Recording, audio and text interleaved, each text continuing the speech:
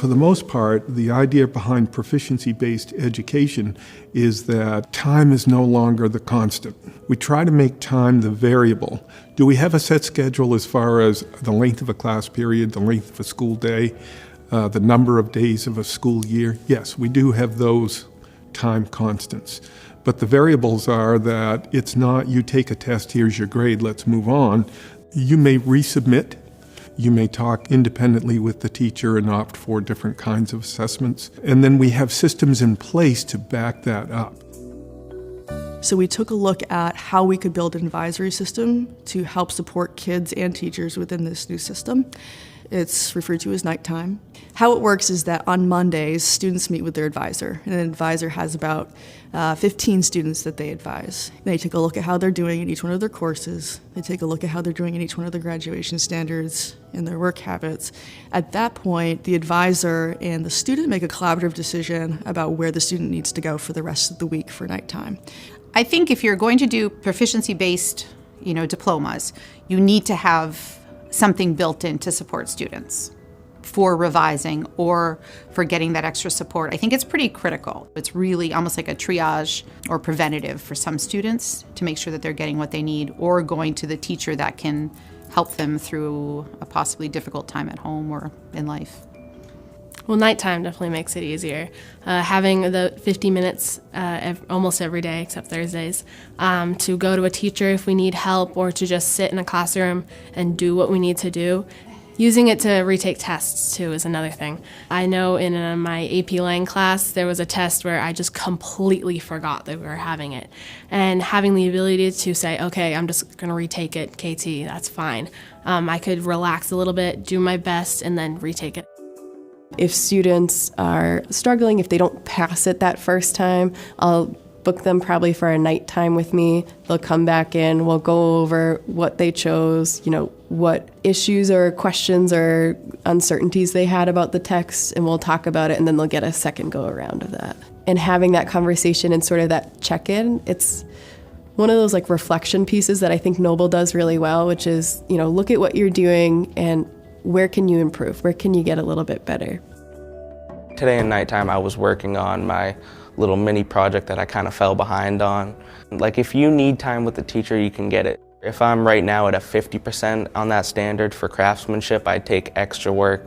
I take extra detail and take my time polishing my work, finishing it, and making sure that craftsmanship was good. And that was one of the learning targets, bringing all four sides and just putting it together and making it look good. And it's very helpful and keeps you, especially if you do athletics, it keeps you with the class. I think it also, again, gives students that agency of, okay, so you're struggling in history, what can you do? Do you need to sign up with, so-and-so to go complete this assignment? Do you need to sign up to the math lab because you're struggling in math and you need some extra support there? But it also puts that responsibility on the student to think about how to problem solve. So say you miss a day at school, you can book a nighttime to that teacher and refresh what you missed, get the papers that you need to do, get the different assignments, study for a quiz that you may have the following class. But I find nighttime to be more useful for the people in upper levels with more AP classes. And so during nighttime, kids, they're all caught up that they don't need to revise, they don't need to extend deadlines, often be working on honors options. We have quite a few of our students who are of that working age. They work a lot. I have students who work 30 hours a week on top of school.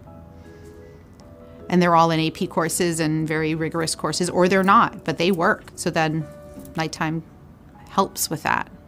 Doesn't solve it, but it certainly helps.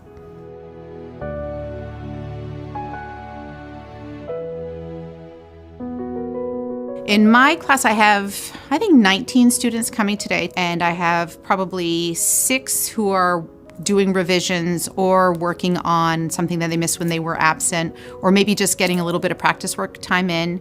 And then quite a few of my French 5 mentors are coming in. We've done scavenger hunt and that work, but I'm worried that the vocab's too big for them. Right. What are your expressions you're doing? Je voudrais, merci, s'il vous plaît. All right. That's a great idea. So they were lesson planning for when they teach French at Northbrook Elementary, and it's an elective component in French 5. I would say that it's good because you are able to understand what you need help with within your class, it helps you identify, okay, I know vocabulary, I'm all set with that, but I need to work on research. So I had a student that didn't demonstrate proficiency. So he's coming back tomorrow and working with another student on it again and giving it a second shot. So what do you think it should be? What, the percent? Yeah. I had a few students who were revising work. I had some students doing, taking pieces that they hadn't done yet. So they were making up work from quite a while ago. So I had them practice with other students to prepare for when I checked in with them and did an assessment. I have a couple students who need maybe the test a different way. So rather than giving it the assessment the original way that I gave in class, I gave it with cards so they could manipulate it and move it around and have a better visual. And I had some students who needed to do Quizlet tests online. And then a couple that were just here. If I need to see a certain teacher to focus on something I need help with, it's a time to talk to that teacher. Sometimes for me it's a little difficult to ask for extra help. I've always put my pride ahead, I would say, but teachers are always very nice when you ask for extra help. I think that's really critical too for kiddos to feel connected with their teachers and to others, that there isn't always an agenda, because class at times is very structured. And even with the different activities it's less structured, but on the whole you've got a plan. And during nighttime you have a plan, but you can also talk about why you missed class or what's going on at home or why you're not in a good place, or you can get a sense of the face and have time to really talk about what's going on in their worlds.